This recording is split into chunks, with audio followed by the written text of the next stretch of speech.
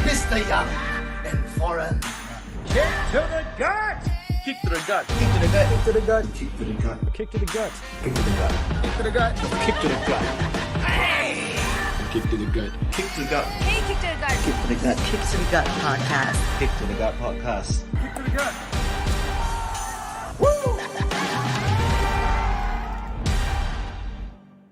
Your podcast sucks! Yo, what's going on, everybody? How we doing? It's Mr. Young.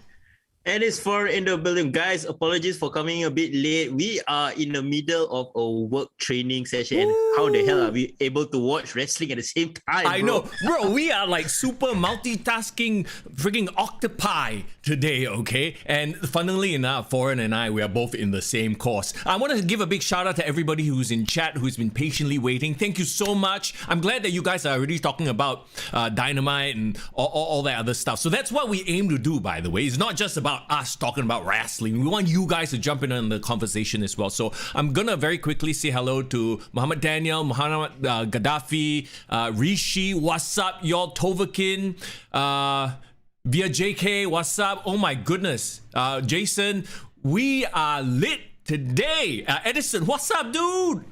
Yeah, guys. Okay, I know it's always a post-pay-per-view live stream that is when we are buzzing. Hell yeah. I love it when people just DM us on IG and say, hey, what's up with the finish? Or I say, okay, come, let's go talk online. Let's go talk on the podcast. Exactly. By the way, Edison brings up a very valid point right now. You know our Kick to the Gut video intro, right? Mm-hmm. Now has a WWE superstar inside. Can't give you. There. Of course, who Edison is referring to is one Dante Chen, aka Trexus, aka Sean. I mean, you know what? Let's not waste any time. Let's jump right into all our talking points today, okay? And when he debuted on NXT 2.0, and I have to say, the first episode of NXT 2.0 was a bit of a shell shock, like what? It was so different. It was a lot of squash matches. It felt like an episode of Superstars. I actually really enjoyed the second episode. It's almost as if they realized the issues in the first episode and they're like, okay, you know what? We can't go full tilt with only throwing out the new guys. One thing I appreciated about the most recent episode of NXT, right, is they took the time to show us vignettes introducing the superstars. Bro, they told stories, and that is when pro wrestling is at its best, right?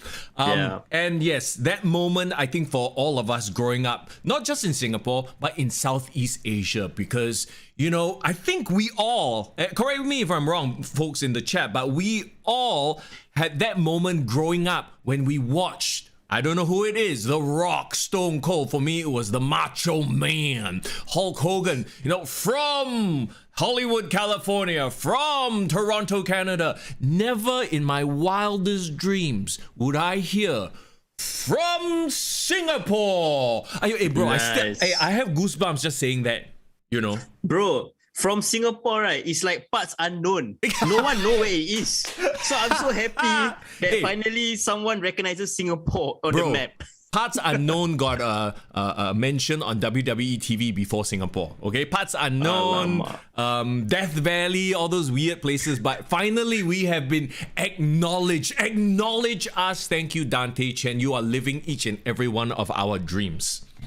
Much respect to him, and I know he listens to the podcast. He listens to it weekly. He's always looking at our IG stories, and I just want to also pay tribute to the Instagram post that you made, Mr. Young, about how I think it was just a run through slideshow of all the different interviews that we did with him. About three interviews that we did with Dante Chen, aka Trexus, aka Sean Tan, and it's such a great feeling to discover or to see someone at the start of their journey, and to see where they have progressed. Whether, like I've mentioned before, whether we follow a music artist, a football team, whatever it is, like to see them when it's like, oh, this is like our own little secret. And then now it's for everyone in the world to know. It's really, really good. Yeah. And let's be proud. Let's not be those idiot. You know how some people, right? They like a band because they are so unknown, but when they make it big, they sold out. Let's not be those. Let's be supportive of the bands or the people, in fact, that we knew from the not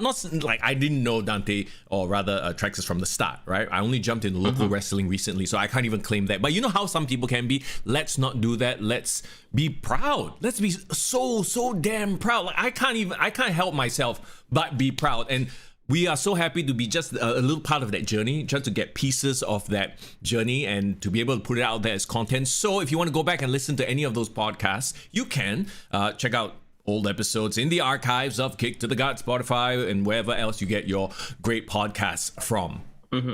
Yeah, and one thing I wanted to say about like the intro vignette, because they only had a very quick one like right before the commercial break, and they had like this shot of Marina Bay Sands, and then suddenly it got superimposed, blah blah blah. Then all of a sudden got this like very mysterious figure, Dante Chen in his full costume. You know what I love? I'm loving the presentation. Like it has a bit of that red and gold outfit with that Masked Rider bandana look. And then the music. Doesn't the music remind you of something like someone probably playing computer games on Razer or something? They'll probably listen to that kind of dubstep. Probably. You know, those like mixer, visualizer music. A little bit.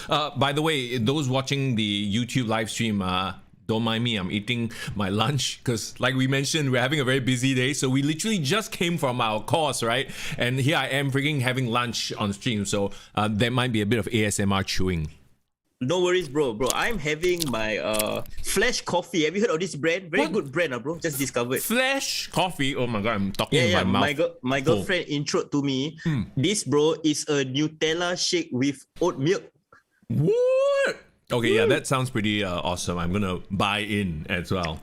Hey, okay, but like, before all that, let's jump into the other topics as well. Okay. Before we leave this topic though, of pride and everything like that, I have to say, I hope that there's more character development for Dante. I know this was his like big debut, and you can see in his face too, he was so excited. I loved it. Just like you can tell in the eyes, like, oh my god, he's living this dream right now. And I think each and every one of us felt it along with him, right? I hope to see more character development because the guy he beat, what was his name? Trey Baxter. Like he had some sort of a backstage thing.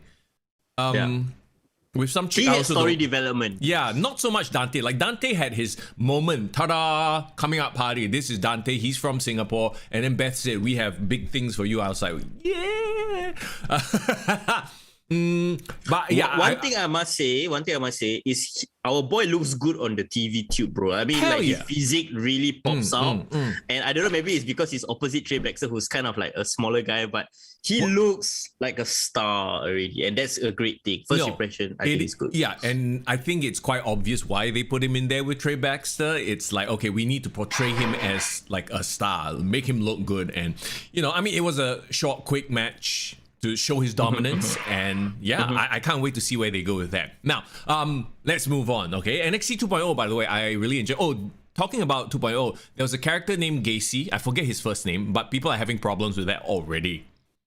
John Gacy. I think, is it because of his like right-wing speech or some shit like that, his promo? No, not even right-wing. He was super left-wing, if anything. He was super like, oh, this is a safe space. Basically poking fun at the PC culture, ultra-liberal sort of, you know, woke, the woke left. He's sort of the woke left character, and people are like, yo, you can't do that. And also Gacy is the last name of a serial killer, a very famous serial killer in the US. That John Wayne Gacy, right? So I think there's a combination of that people are like, no. But you know what the thing is? The second he started doing that character, I was like, oh, I'm interested in this guy.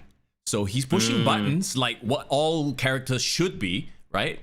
So I'm like, and they're sort of leaning him towards heel. So I think that's where people are irritated. I feel sad that I think the rumors are they're going to can the character or he might tone it down. I wish they wouldn't because to me, I was like, that's a very compelling character. I enjoyed it. Yeah, it's very interesting because I feel like this is where that's the whole point of NXT in the first place. You should try stuff, doesn't work out, doesn't have the response, try again. And I think, and I'm just being a devil advocate, right? The problem with the NXT, the third brand indie show NXT, is that suddenly everyone has this expectation that every single wrestler has to be the finished product and have 5-star matches, you know? And I think that might be a bit unrealistic for these new developing talents. And also, you know what the problem is, right? Because they are on TV, there is a mass audience, people who don't watch WWE, not understanding that NXT is development for people to try things out. They'll be like, oh, WWE is putting out this product and we don't like it, and the woke left. I mean, the people complaining are not wrestling fans. Let's face it. They are just, you know, offended woke left folk who, like I said, like they don't get that, oh, they're just trying out new shit. They're like, no, this is not what we want to hear. You cannot say such thing. Safe spaces should be safe spaces. Damn it. You are triggering me and my micro transgressions and anyway. Mr. Young. Not to say that... what? Very entertaining, very entertaining. Thanks. Well, here's the thing. It's not to say that there's not a valid point, but you know how rabid the woke left can be. We've all heard of stories before. So I think NXT, they don't want to jump into that conversation and get, well, cancelled. Oh my God. Can you imagine if that is the whole gimmick? Joe Gacy gets cancelled. That would be a bit cerebral, a bit next level in terms of a gimmick. I don't know whether WWE has the intelligence to pull that off. I don't know. The WWE PC is trying to be too PC, says Tovakin. Nice one. Oh, his stuff got removed from the YouTube version. Okay, so that means they're like, nope, we are not jumping into this pool of sharks. Yeah. Okay. Which is sad. Sad, yeah, bro. One thing I want to say is that there are some very compelling characters that is in the midst of being built up. Like I am low-key enjoying Toxic Attraction, bro. Oh God. Why, bro? Like, I mean, they look great on screen, but they are terrible on the mic. And Mandy, did you see, like, the second she did her promo, I knew her promo would appear on Botch Club. Like, like, no, Mandy is a terrible promo. And then the other two also, like, don't know what the hell they talking. They just look good. I like the like you said, like concept of them as a 3-man women's tag team. The fact that they are a faction is good. I think it's something different in NXT, right? They haven't had that yet. But that's exactly the point of what I like it. I like the fact that they are making Mandy Rose the person on the mic representing them. Because clearly she needs the help with the mic work, bro. Clearly they're giving her the coaching to make her a mouthpiece, right? Oh no, she's not. She cannot. Oh my God! And also, this is not the first time they've done this, bro. There's been the 4 horsewomen, and arguably way more talented, all 4 of them, right? And then remember there was Paige, Mandy, and Sonia. What was that group name? Absolution. Absolution. Right? Yeah, there you go. At least you got Paige on the mic there as the leader, and that made sense. But as much as we love Mandy, and she seems to be improving in ring, on mic, cannot make it. Oh, I cringe so hard at this Toxic Attraction is toxic. Get this shit off my screen, you know? Clearly, okay. What is your favorite rising star like that's making a good impression on you? Right, Dante Chen, obviously.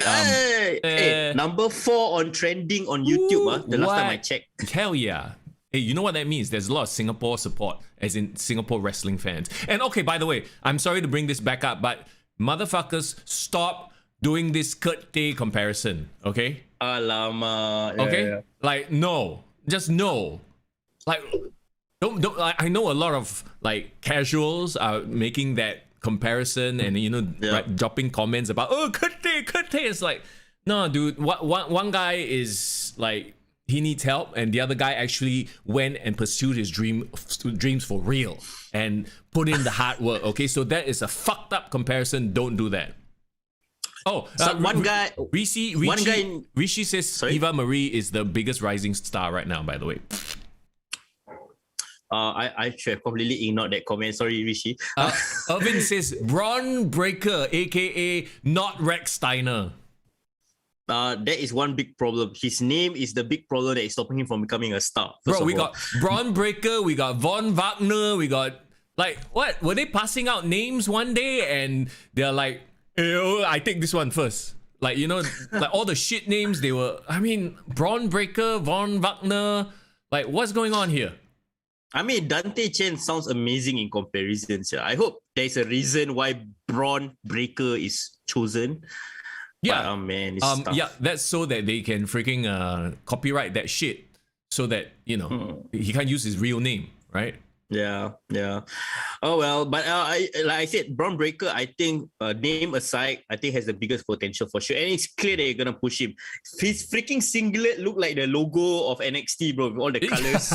Yes, yeah. All the swirling colors. And so, you know, yeah. he's like, you know, up there with Tommaso Ciampa, so they are trying to get him the rub lah. You know what I mean?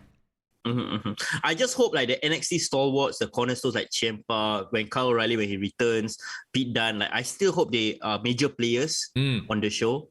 They are the ones that the casual audience need to know exist so that they can build up the new generation of stars. Yeah, true. Najwan, what's up, dude? Thanks for dropping by the chat. Appreciate you. Okay, so let's move on from NXT because we have a lot more to talk about. Before we get to Extreme Rules, how about this week's AEW offering? Oh my god. Actually, interesting because, okay, Grand Slam was done in a tennis stadium, thus the whole Grand Slam name, right? They taped the whole full 4 hours and then they split it into Dynamite and Rampage. Like, would you call this a pay-per-view quality event? Oh, hell yeah. Hell yeah. I felt like All Out was like, they just finished All Out, right? And then they kept the momentum going with this Arthur Ashe show. Yeah. And I think that's great for this young company to have people keep talking about it, keeping the buzz open, you know? They are making WWE sweat because as good as Raw was, and Raw has been, I don't want to say shit, but it has been sort of phoned in for the past couple of weeks. This week, they did a pretty damn good Raw. You know, they realized that, all right, we need to, you know, pull out some surprises and stuff like that. But then Dynamite and then Rampage happened and completely like overshadowed it. Yeah. And I think that's the whole point of competition, right? Like you need to always know that at the back of your mind, okay, if I don't perform well, someone else is going to take over my spot. Yeah. So every week you have to, you know, bring it. But the problem is, like, how many surprises can you have, you know? I mean, we already blew the wad in terms of New Day versus the Bloodline. So, but I believe that as long as you keep the momentum going and as long as you keep telling great brand storytelling that is on brand with the product, you will all and you need to listen and, you know, give the fans a reason to care. And like, okay, if you want to put your fans on a journey and tease them, right, there better be a freaking payoff at the end of it, or if you feel like this is just a waste of time. Yeah, and they, on Raw, Muhammad Gaddafi brings up that they even use the head of the table twice, as in they are really banking on Roman Reigns, which actually kind of makes Bobby Lashley a bit of a, you know, like, and yeah, you know, like, not a draw. Yeah, kind of, you know. Also, Trickster, how you doing? Welcome. Yes, we talked about Dante Chen's debut already with much love and admiration and excitement. So, okay, let's very quickly then just run down Dynamite. What stood out? I mean, freaking hell, they opened the show with Kenny Omega versus Bryan Danielson. Are you kidding me? Well, do you think that was the right move and then putting the girls on the main event, or should you have been switched the other way around? I liked it only because, like, you want to get the really, really exciting good stuff out first so that, you know, after that it's like, oh, okay lah. You catch my attention right away, right at the top of the show, you know? Yeah. So I didn't mind it. I was trying to understand the logic though. Oh, I think because of the finish. You don't want to go off air with a half-past, like, bullshit, quote-unquote bullshit, non-conclusive finish. So it made sense for it to be the first match to sort of just, okay, set the tone. Like, why, you think the Raw main event was a big deal? Here, let me give you a match that has never happened before. I have a couple of theories which I think you can confirm with me whether this is the thinking behind it. Okay, 30 minutes, right? Yeah. They want to be able to give it as long as they can. Yeah. With minimal interruptions, and they don't have to like worry about, okay, whether are we gonna go off air without finishing the match. Yeah. That's probably one. And you said you're right. Because you're gonna have a 30-minute Broadway, so there are fans that's gonna be like unhappy. Alamak, I wanted a clean finish, right? Yep. So they can have the fan get disappointed and then send the fans home happy with the main event. Yes, that's right. And it made sense. I didn't think about the time limit draw for a while. And remember, like, at the start of AEW's existence, there were so many fucking time limit draws. Like it almost happened way too much. Like everybody was putting on 30-minute clinics to a point where it just got a bit like, oh, okay, yeah, we've seen this finish. And then they stopped doing it. And it's been a while. And when you finally pull it out again, it's like, oh yeah, I forgot that shit exists. This is a good use of a stipulation. If you use you overuse a stipulation, it gets like, oh, okay, yeah, fine, we get it. But now you bring it back, time limit draw, oh shit, 30 minutes. What are they going to do next? Yeah, it makes so much sense because you can't have Danielson lose on his first match in AEW. Yeah. And you can't, like, it's a non-title match, right? So if Kenny Omega was to win clean, he doesn't gain anything out of it and he completely destroys Danielson's momentum. But if Danielson wins, then people will say, oh, new WWE guy have to shit on the champion. You know, so like no one's gonna win happy. But what this does with this time limit draw is that now there's gonna be anticipation. Now there's gonna be like a rematch for the title. So there's a lot of ways to extend the storytelling. Yeah, and you know, like the whole story of Kenny not wanting a rematch, that's the one being told, right? But they're probably going to get a rematch. So, I mean, this could go so many ways as well with this time limit draw. They could do a normal match, Iron Man match, freaking just throw all the stipulations and build it properly this time. As opposed to start, but actually knowing that AEW, they might just start with the exploding ring match. Anyway. Did you feel that Kenny Omega's performance in this match brought out the New Japan level of Kenny Omega back with Bryan Danielson? I think they bring out the best in each other. Yeah, you're right. Yeah. See, Gaddafi says it was noted by the Wrestling Observer newsletter that AEW officials put the match on first at 8 p.m. local time so they could go longer without having to air a commercial break. That exactly explains it, and our hunch was right. And also, right, I believe, remember we were talking in the earlier part of AEW's existence, how Kenny Omega is like not impressing us. Like all his New Japan stuff feels like this one level, and when he was in AEW, like he doesn't feel as impressive. I think, right, Kenny Omega is a big match player in the sense that his best is brought out when he's paired against like equally great competitors. Well, remember also at the start they were talking about how they wanted to take a backseat to let other talent shine, but then and as admirable stance that might have been, they didn't realize that this other talent they had was just indie guys that nobody knew. So you have to put this. That's why now it's working, because you have so many established guys there who know how to work, who have been to the big dance, the big show, not Paul White, who have been... Okay, fine. You know what I'm saying, right? Who have been to the WWE, the Promised Land, and sort of know how to work that sort of program. Then now you give the rub to the, AEW OGs, right? Yeah, clearly. And I think it's great because right now when they are the OGs, right, they are the heels as well. So it almost feels like it's not as if like they are pushing themselves for the fact of it, but it's going to be this establishment and this new generation of people that's challenging for the titles will eventually throw them off. Also, did you see Bryan Danielson and Adam Cole actually both praised the WWE? And thank them for the opportunities and stuff like that. And like, I mean, you compare people like that to someone like, I hate to bring this up again, but someone like Jon Moxley, like Dean Ambrose, who just shat on the company that he left. So, like they made it there. Why? It's because they have the talent. They're great. I'm not saying that Jon Moxley is not great. I'm just saying that maybe that wasn't his goal. And now he's having the time of his life, having shitty, having... I'm sorry, I'm going to say it. He's having shitty New Japan matches because that main event of Rampage was fucking garbage. And every time he's been in there with Suzuki, it's looked fake as fuck. Like, I don't know if you saw the headbutt. Bro, I know what you're talking about. It's not just the headbutts. It's the everything, freaking, like, it's the punches, it's the slaps, and all that kind of... It looks so fake. Like, I mean... To the North American audience, they've heard of Japanese strong style. Everything's supposed to look painful and hurt more, right?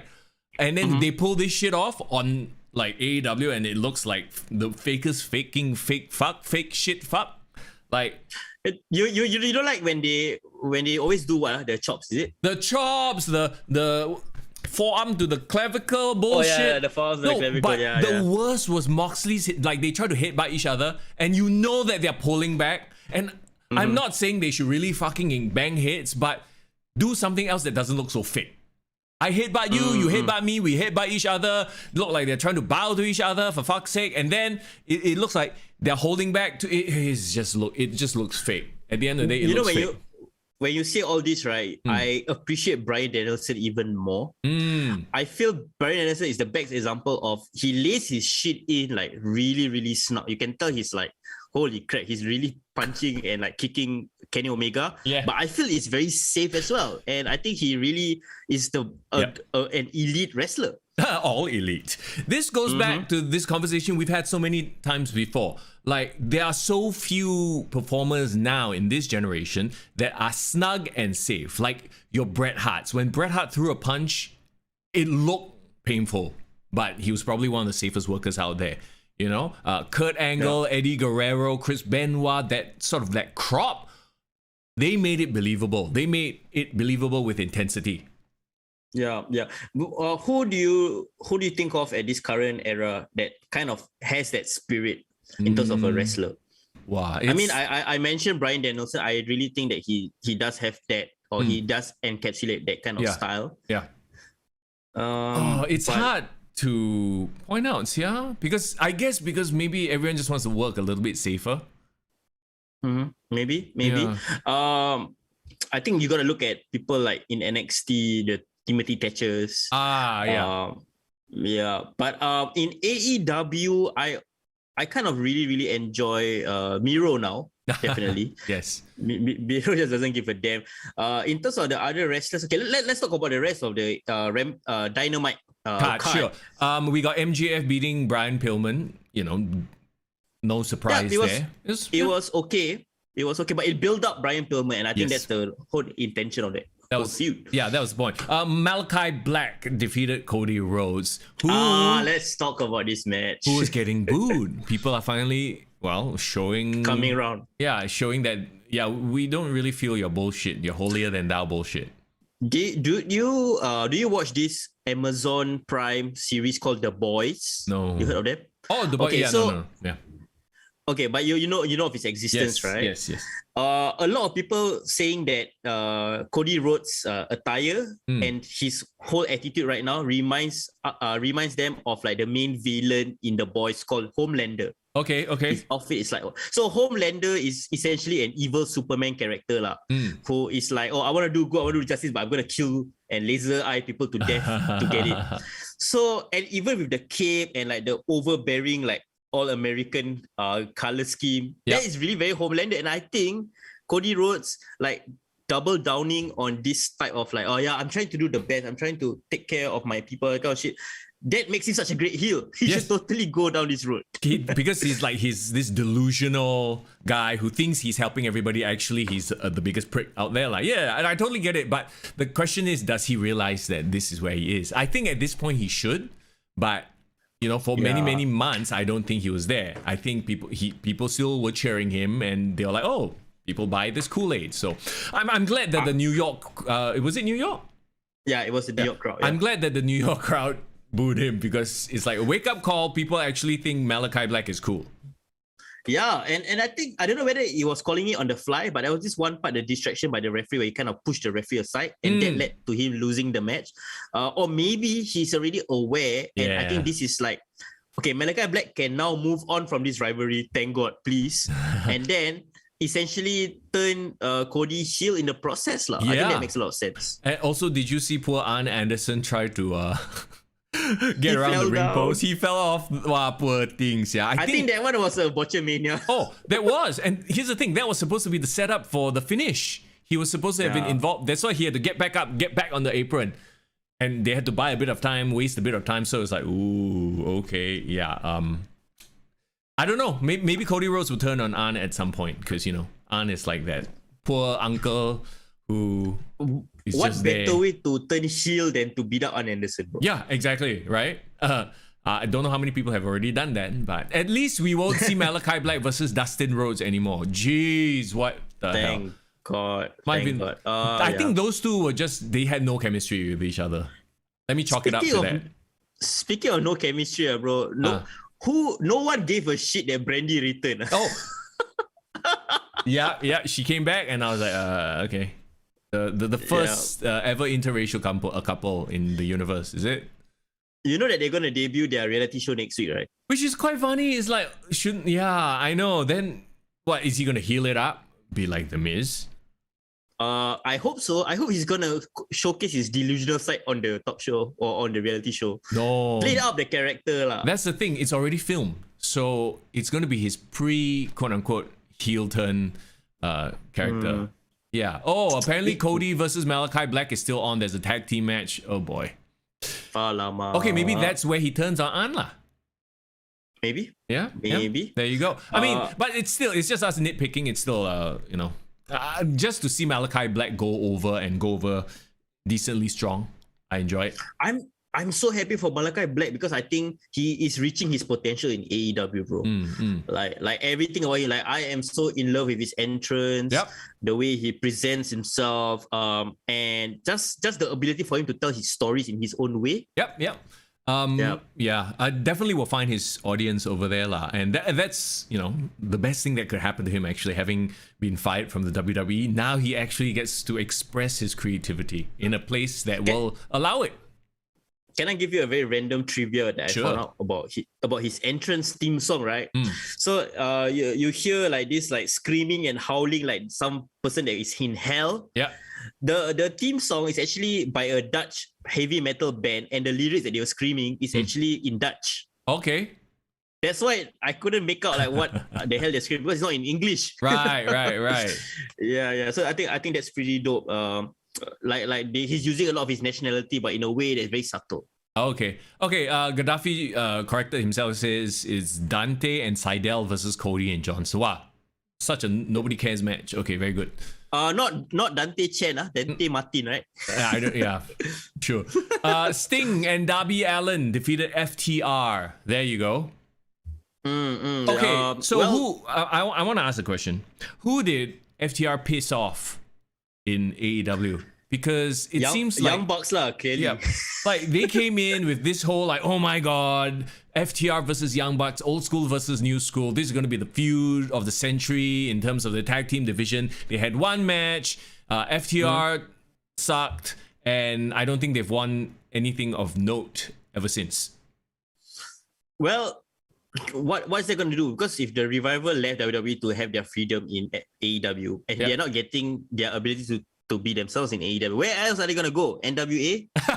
Actually, why not? They might go there and run roughshod because, it's that kind of a thing. But yeah, like here, obviously you're putting Darby Allin and Sting over, and they are probably doing it out of respect to Sting. So yeah, let me put Sting over, but at their expense. Like Sting put, I can't remember who in the Scorpion Deathlock got the tap out. I think one of the announcers forgot what the name was. I think, was it JR or is it Shivani? He just said, no, not Excalibur. Excalibur knows every move. he was like, I don't remember that part, but he's like, it's the Scorpion. It's the Scorpion. It's the Scorpion. The Scorpion. What's funny was like they kept Sting looking good. Yeah, like I know Sting is like really keeping up his end of the bargain and actually performing in matches. He's not botching it up like a Undertaker or what. But again, he's like 60 plus. Like he shouldn't be in the ring. Why? But clearly, he wants to be in the ring. My question is, why are we not saving it for big events? I guess, okay, would you consider this a big event then? I would. Grand Slam is a big event. Okay, sure. And they talk about how they want to make it a yearly thing now that they're because of the success of the event. Oh, right. So sure. Maybe it's something that they want to continue going forward. Irvin says, still no respect for the Gun Club. Yeah. Okay. Guys, the undefeated Gun Club. Oh, yeah, exactly. Bullshit. Wins matter my ass. Anyway, let's move on to the main event of Dynamite. Dr. Britt Baker, DMD. Arguably the hottest female in terms of like actual momentum and heat right now versus Ruby Soho. This was a rough match. I don't know. They work together. They have a history, right? Yeah, they did. I thought this match was balls. Like it It felt a little bit like Dustin versus Malachi. There was like very little chemistry. Is it like I Mm-hmm. wasn't that much against the match. Like, I did enjoy it for what it was. I think I enjoyed the story and the two characters because Mm-hmm. Ruby Soho, I think is a very re-energized person right now, Yep. being in AEW, and I've never felt more crowd investment in her at all. Like definitely way better in WWE. So like the crowd is really behind Ruby Soho, right? And I think Britt Baker just really establishing herself as like one of the best female talents in the world, not just in AEW. I really think that you can compare her with anyone in WWE. Her character-wise, you know, her ability to be in the ring. But you have to remember, right? They were trying to tell the story of how Ruby Soho was actually mentoring Britt Baker, or like had one of her first matches in the match. So I do not know whether the issue was both of them were trying to be a ring general and trying to lead the match. Correct. That could be it. Yeah. Because I felt like there was some communication issues, but it didn't take away from my enjoyment of the match.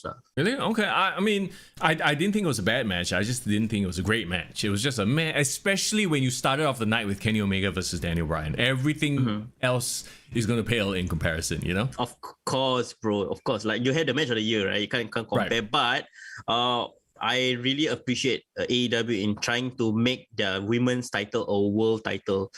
At least they give that sense of credibility. Even though, yes, the division is not there yet, but if they make it something that people aspire to be as like a prestigious title, it's perception. Right? Perception is what makes reality. True. So they call it a world championship. So that's great. Okay, we need to skip past the rest because we need to get back to our course very soon. So we haven't even touched on Extreme Rules yet. But CM Punk, first TV match in a long time, beat Powerhouse Hobbs. Honestly, it was an alright match. Like, you know, nothing to shout about. It was just great to see him. Botch. Yeah. The Huracan Rana that Hobbs basically landed on his head. Yeah. So I hope he's okay. Luckily, he's like a big size guy. Probably if he's skinnier, his head will probably crack. Yeah. The Super Click versus Christian Cage and Jurassic Express. Yeah, it was cool to see Adam Cole in there and arguably the best worker in this whole match as well. Yeah, it was really, really fun. And I think a lot of what I got out of that match was that they seem to be pivoting towards Adam Cole and Jungle Boy a lot. Yeah, which is great actually. Jungle Boy actually looks bigger than Adam Cole. Now I understand why they wanted him to be a manager in the main roster of WWE. But okay, let's move on. Man of the Year versus the Inner Circle. The Man of the Year actually got the win. Dan Lambert with his MMA folk going in there beating the shit out of Chris Jericho. What do you think? Okay, what's funny is I got a lot of MMA fans who are my friends who come up to me and was like, "What the fuck is Jorge Masvidal giving that fake ass knee to Chris Jericho?" Okay. I thought they first of all looked like they were having fun, and Paige Van Zandt looked hot as F, badass as F. Didn't she give like some body punching blow combinations to Chris Jericho? Because she's doing bare knuckle box fighting. Okay, yeah. But one thing I was interested in was looking at Twitter right after the fact. Do you see that Jorge Masvidal? I think he retweeted the video. Yep. And then Ben Askren replied to that tweet.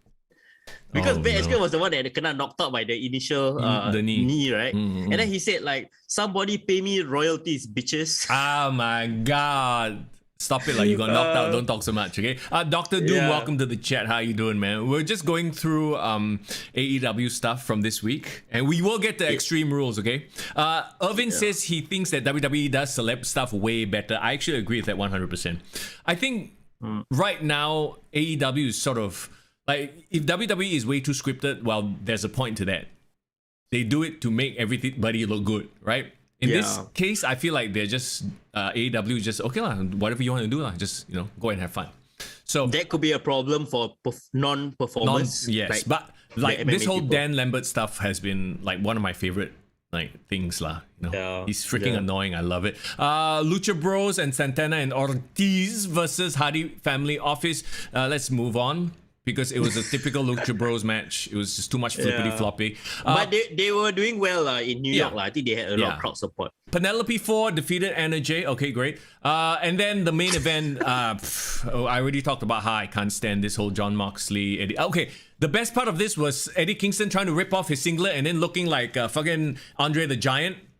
Because he couldn't rip off his singlet. He was like, get this. Like, Eddie Kingston should just be on the mic all the time with Jon Moxley. Yeah, because she was entertaining. Yeah, Jon Moxley is like the slightly quieter introvert, like lunatic. Eddie is the big mouth. Jon Moxley has to be like, okay, calm down once in a while. Yeah. You know, I love that dynamic. They look good, especially every time they enter. Like when they enter the arena, I feel like hyped up. Yeah. And okay, but yeah. And then this match had to happen. So anyway, it was the shits. Can I say one thing that I like about the match? I know it was the lights out and had all the crazy shit, right? But the thing that I enjoyed the most about the match was when Eddie Kingston was trying to like chop Lance Archer, right? And then it got no effect, right? Yeah. That time he did the eye poke. Yeah. I thought that was such a great move, lah. Yeah. Is Kingston better as a heel? Oh, Kingston is 100% better as a heel. Unfortunately, he's a funny heel, so he might become a face. So I don't think you could apply to the whole heel face dynamic. He's just a character, which shows you actually how good he is as a character. It's just I don't think these matches are helping them. But then again, I think they realize that, I don't know if you realize this also, Rampage usually puts their real main event at the start. The last match is sort of like a semi, like whatever match. Is it? Yeah. Their main event is not the last match of the night. They seem to believe that, because if you think about it from a wrestling fan's point of view as well, you've watched SmackDown for 2 hours, the likelihood of you staying for like all the way until the end of a 2-hour Rampage is actually very low. Yeah, You'd be burnt out by then. So this actually makes a lot of sense. And especially if the starting time of Rampage is quite late in the day, right? It's like 10 p.m. It's after SmackDown. Yeah, so might as well start with the best thing. Yeah, that makes a lot of sense. Yeah, and if you watch Rampage, you realize they always start with their quote-unquote main event or their hottest Raw. So, okay, time to jump into WWE Extreme Rules, which we have just come off of. I hope you guys watched it as well. And if you didn't, you know what?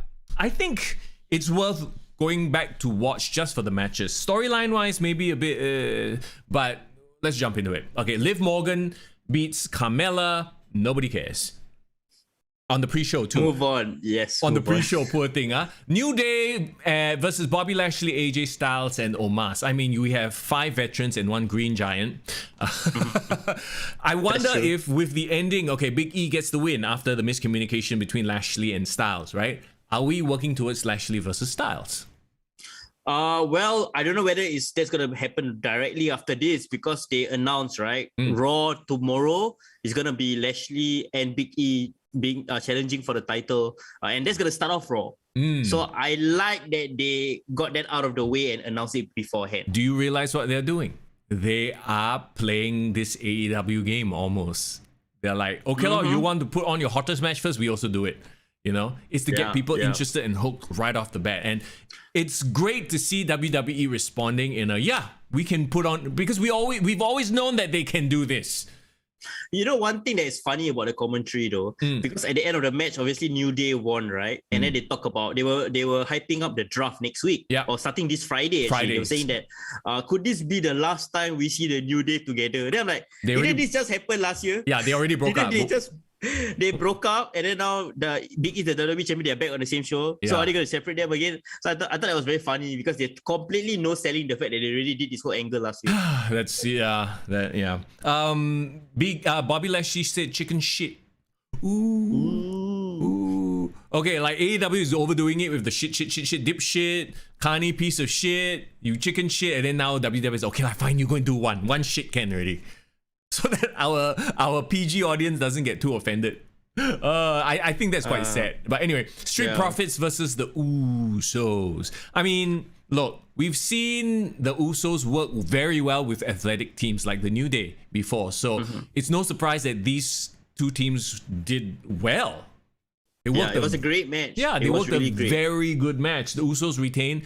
I kind of wanted the Street Profits to get some momentum, because they've sort of been hitting a wall, right? And the crowd was really behind them though. Yeah, and there were a lot of false finishes, which is actually great, because I was just thinking about it, right? They don't really have I know they have their finishing moves, but it's not like a very stand out finish. It's a splash. So Yeah. to me, it almost makes it like, oh, okay, like actually a super kick could end this, a splash could win this. You know, it could come out of nowhere. As opposed to like if you watch like a Stone Cold match, you know, oh, stunner means game over already. Yeah, and of course Montez Ford just came off a really great performance against Roman Reigns on SmackDown, and I think they really did a good job playing up to the fact that he had injured ribs, and there was storytelling in the match, so I really enjoyed it. Yeah, Alexa Bliss versus Charlotte Flair. Oh, it was a hard fought match, you know, and Yeah, we can't fault them in terms of like putting on a match, but the storyline, okay. So Charlotte killed Lily. yep. That's the story that was being told. Like, yes. Oh, so does Alexa Bliss go even more crazy now and do weirder shit, fiend-esque shit? One thing that I realized is that WWE really loves to shit on their hometown heroes. Oh yeah. This was Alexa Bliss' hometown. Yeah. And she did a great performance. And I love the fact that they kept the supernatural stuff at the minimum and let her wrestle. Yes. Which I really enjoyed that part. But seeing Alexa Bliss crying and having snot come out of her nose, I feel sad. Did you notice her mouth? She had a pill in her mouth. Yeah, why they want to show her coming out like vomiting like that? No. Because at the end of the mouth, at the end of the match, they wanted her frothing at the mouth. So she probably popped some sort of effervescent pill that will make her like froth, right? But then I was like, oh shit, I can see the thing. It's like, you know, you put the tablet, what is it? Not Eno, you know, one of those tablets you put in your like drink. it's on the tongue, like it stays on the tongue. Like you can see the pill there. I'm like, wow, at least like freaking close your mouth or something lah. But anyway. Yeah. But I mean, I felt bad, and I think if Alexa Bliss can generate sympathy out of us for the death of a doll, right? I mean, you better give her some respect there. Right? I'm not the only one who spotted the pill. It was so obvious on TV. It didn't work, so she had to redoxin. Yes, redoxin. You put in the water and then it, so she had to put some pill to make it froth lah. So she had to use her own saliva. Ooh. Anyway, Can lah. let's talk about Jeff Hardy versus Shamus versus. I'd rather talk about Alexa Bliss and her saliva, but sure. Oh god, bro. Versus Damian Priest for the US title. Priest got the roll-up win, right? And I have to say, Sheamus, like, he reminded me of why he was an ex-champion and how good he was. Like, with his... Sheamus was the one that held the match together, bro. He carried the match. Like, does it feel to you like he has a renewed sense of purpose? Yeah, I did. I think you know why? He just got married. Happy only, huh? He's happy. Every morning, every night, happy. No, bro. When you get married, that stuff stops. Anyway. Okay. Alexa Bliss and her saliva, though. Okay, oh, anyway. God. So, yeah, nothing else to say other than this was a good match. I mean, where do we go from here? Jeff Hardy, is he a one and done? Like, Jeff Hardy is tough lah. It's like, you know, when you're a long time fan of someone and then you realize like, she's not that special anymore. That connection is lost. I mean, you'll always be a fan, but you accept that, okay, maybe she's not as, you know, big as he was, so you have to accept lah. Well, here's the thing about Jeff Hardy, and you know, we always talk about his creativity and stuff like that, but he hasn't been like there's creativity and then there's marketable creativity. You know what I mean? Like he is that guy who like he's like talking about bringing back the Willow character. I'm like. That's my reaction. Like, okay, the Willow character wasn't even that special. You know, and like you talk about a Chris Jericho that constantly reinvents, right? Yet and makes it work. But then there's Jeff Hardy who is reinventing, but most of the time his characters are like they don't hit. The problem with Jeff Hardy is right. I think it's not just completely his fault. I feel like WWE consider him like spoiled goods already, or like maybe they don't consider him reliable or whatever it is, but they already move on from him. It's clear there's no creative behind him. Maybe he needs to be all elite, or maybe he just needs to go to TNA lah. Oh god. Okay. So how are you doing? So who says hello? I heard Bliss's saliva and that's why you're here. Okay, well, all right, my man. Becky Lynch versus Bianca Belair. You know what, man? I really love Becky Lynch as this cocky but comedic heel. Did you notice like her facial reactions? Yeah. And then there was that moment where she was like, Yeah, the one with Sasha Banks' return, right? Yeah, no, and it's that meme. Even WWE on Fox, they posted it. It was the exact same expression. You know the Sylvester Stallone meme. Is it? Okay, Yeah. I'm not too sure about that, but it's funny. It was funny to me, and I think what made it so interesting was that her staying as a heel and then having Sasha Banks as a heel return, beating up Bianca Belair and then beating up Becky Lynch. So I think makes the dynamic all the more interesting. It's not so cut straightforward, right? So yeah, this is the only way this could have progressed, in my view, to throw a third person in there. So this is now a three-way feud, right? So the match is thrown out. It's a DQ. They were having a good match, before that. I didn't mind. Bianca Belair felt like she was gonna win. Yeah. I didn't mind this like sort of bullshit ending because I know that this just means there's more to come, especially with these three. And yes, Irvin, Sasha Banks looked super hot. Sasha Banks, Alexa Bliss. It was a good day for wrestling fans. And then there's the main event. Okay. What is this pay-per-view called again, Foreign? Extreme Rules. How many Extreme Rules matches were there? Just this one. For fuck's sake, man. Just call this like fucking Unforgiven or some shit like that. Extreme Rules and only one match feature any weapons. Like, I mean, that's dumb. Okay, can we just be fair to all our wrestling fans, not just the male fans, the female fans as well? Yes, Alexa Bliss, Sasha Banks was looking very attractive. But can we appreciate, if nothing else, the main event featured two very good-looking men? Yes, very thirst-inducing indeed. Especially Yes, a certain, if you like demons and abs. So, my big thing is that there was only one Extreme Rules match in an Extreme Rules pay-per-view, and it wasn't even that extreme. Okay. And it was added at the last minute, the Extreme Rules stipulation. So probably some video, they all forgot about it. And like, let's just put one. Like, what is going on? At least make New Day versus Bobby, put in like fucking chair match or tables match or some shit lah. Even an extreme swamp fight or like a eye versus eye match is still something. Okay. Maybe not eye. The less we have. Okay, well, maybe a doll got murdered. Maybe that was extreme. Anyway, look, man. Can we talk about the ending first? Yeah, that's the most important thing. The match itself, they made the demon look strong, which is good, right? Yeah. We were speculating like, how are they going to do this? Are they going to make the demon look like a bitch? They did not. They actually made him look very strong. He had to fight through not just Roman Reigns, but the Usos as well. We got tables, kendo sticks. Did you notice Roman Reigns wearing a mask when they fought into the crowd? No, I didn't. What was that about? Like, okay, is it because he's afraid that he might be immunocompromised because of his past leukemia diagnosis? That's the only reason I can think. Perhaps, but because I think that's a great heel move though. Why? That he doesn't want to be in the masses? Yeah. Okay. Yeah. Like, I mean, they can play it off as that if you want.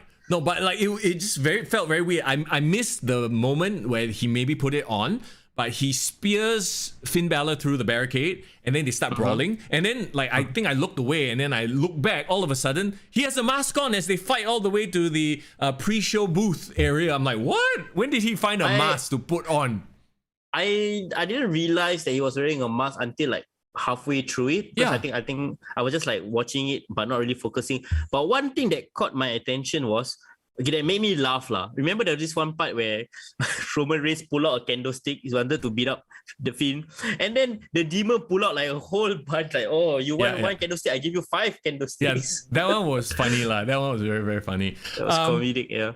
Okay, so the demon is down, and then the red lights start pulsing. And then the demon also started pulsing. Yeah, I was like, what the fuck is this?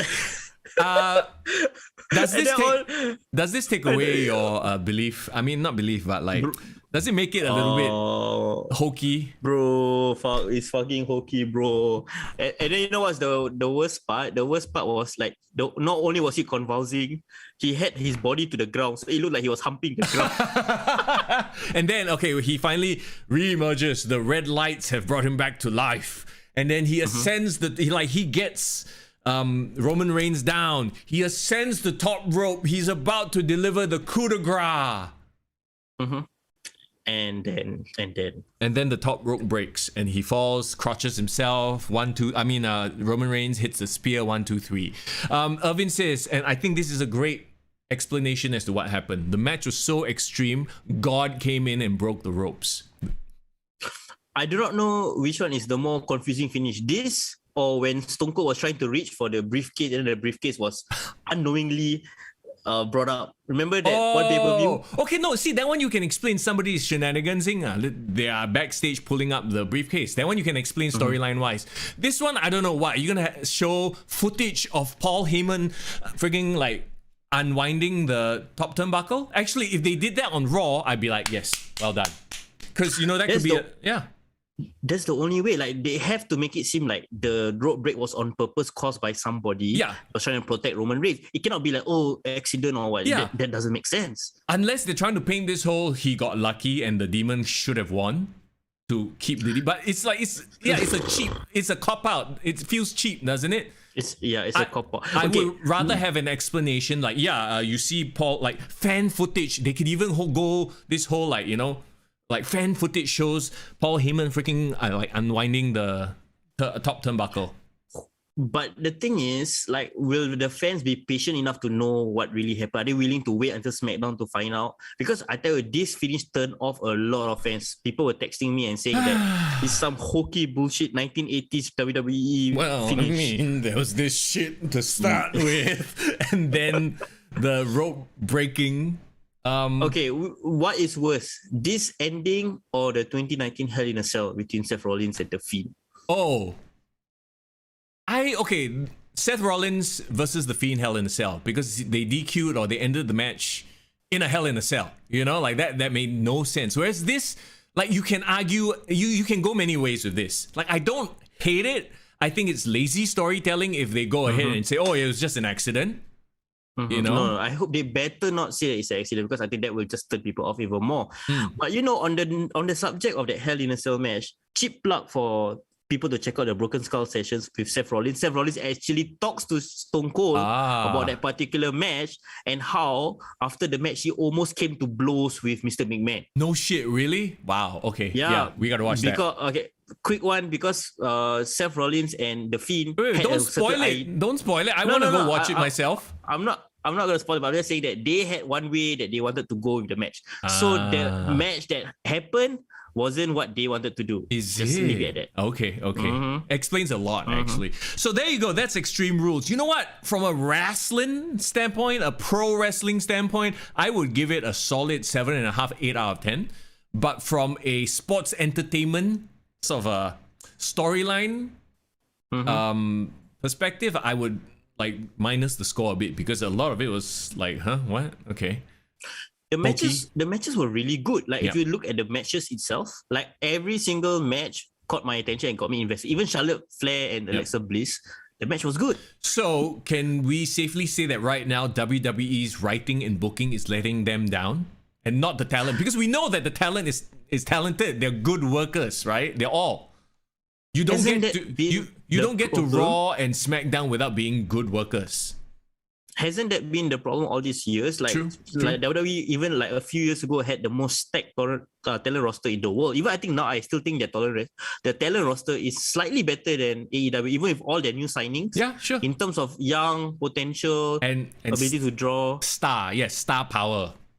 They do have that. It's just that they, like you said, the booking, the writing. Yeah. So I guess we are just looking forward to the next thing, which is Crown Jewel, aka Saudi Mania, aka Money. I saw somebody posted something. I don't know if it was you who reposted it, but like the amount of money they make just from Crown Jewel is like more than WrestleMania and like a whole year's worth of pay-per-views. So it's like, okay lah, so let them go for the payday.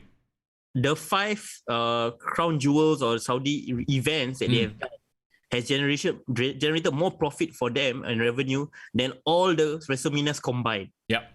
Just think about that for a second. Enough for them to just freaking suck up all the Saudi money lah. And that's why Brock Lesnar is coming back to fight Roman Reigns. Okay, fuck WrestleMania. He's coming in for the money. Anyway, that's Extreme Rules. I hope you guys enjoyed it. I hope you guys enjoyed the podcast. Oh, before we wrap things up, and we apologize for it being a shorter episode because, well, like we said, like we have a course to go back to, right? Actual adulting things. If you guys haven't watched the Dark Side of the Ring Chris Kanyon episode, I strongly suggest it because it's a very powerful message in there. You know, yeah, I watched it really briefly yesterday, and I really had the feels because before this episode, in my opinion, yes, I thought Chris Kanyon was like a forgettable character, but then after watching the episode, oh man, I just realized how underappreciated he was. Even with the part about him being gay aside, like he had so much to contribute to the wrestling industry, and I feel that he's one of those tragic stories in wrestling. Yeah, I'm glad that they told the story, and if anything, hopefully there's a lesson to be learned from it, not just for like wrestlers, but for us all in general. You know, so we'll just leave it as that. Can I say it's very funny that this episode of Dark Side of the Ring make me relate more to Brian Cage than anything AEW has ever shown. Oh my god, yeah. The fact that because he's a student of Chris Kanyon, right? He seemed way more likable than anything he's done, or they tried to portray him anyway, in AEW television. So, that being said, thank you so much for joining us. We gotta get out of here before, you know. Guys, please watch Broken Skull Sessions, another great episode. And I think next week, once we are back, we're going to be talking about the draft, because the draft is going to be happening next week. Yeah. We'll talk about half of the draft.